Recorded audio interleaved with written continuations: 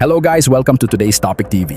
Mag-ingat sa mga nag-aalok ng kunwaring libreng pakabit ng internet dahil sa sandaling abala ka sa pagsulat ng iyong pangalan, birthday at contact number sa kanilang form, ay dito ka na nila tatangkaing pagnakawan.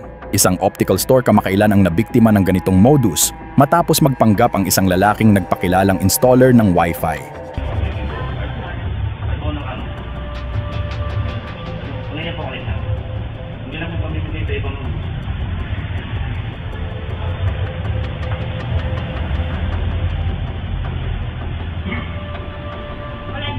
Wala po libre po yan. Libre yan. Yung matao.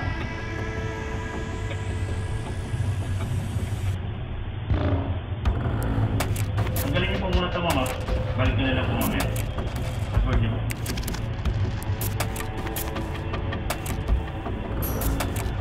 At dahil nga sa libre, naengganyo si ate sa alok ng lalaki.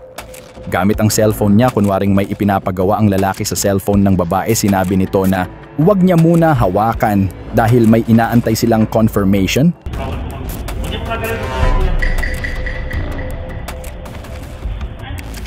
Pangalan, address, birthday, contact number. Kabilaan po, kukuha ko kayong brochure. May address, birthday, contact. Sa yung anong address sa ID, may address, birthday, contact. Ang lalaki inutusan ang babaeng magsulat ng kanyang pangalan, address, birthday at contact number malayo sa kanyang cellphone. Ang lalaki ay lumabas muna para kunwaring kukuha ng brochure. Pagbalik ng lalaki muli nitong ipinakumpirma sa babae ang kanyang pangalan, address, birthday at contact number, sinabi ng lalaki na kailangan ay parehas ang address mula sa kanyang ID.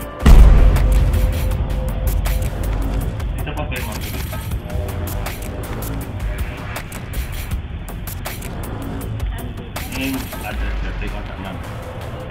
Tapos na dito, bigayin niyo lang. Pagka po, connected na kayo. Eh, kung ano yung address dito sa ID mo. Tingin nga po makapagsin. Kaya ang babae ay kinuha ang ID sa kanyang bag.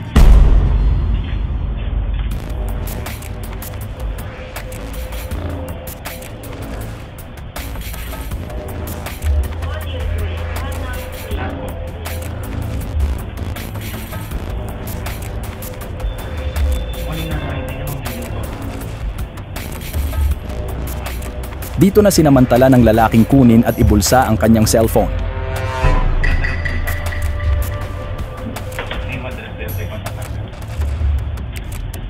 Habang abala ang babae sa pag-fill up ng form, walang siyang kamalay-malay na tinangay na pala ng kawatan ang kanyang cellphone.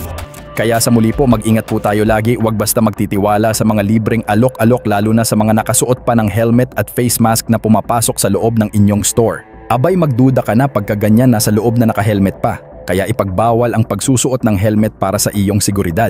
At kung sino man po ang nakakakilala sa taong ito, ay ipagbigay alam agad sa kinauukulan ng hindi na makapangbiktima pa.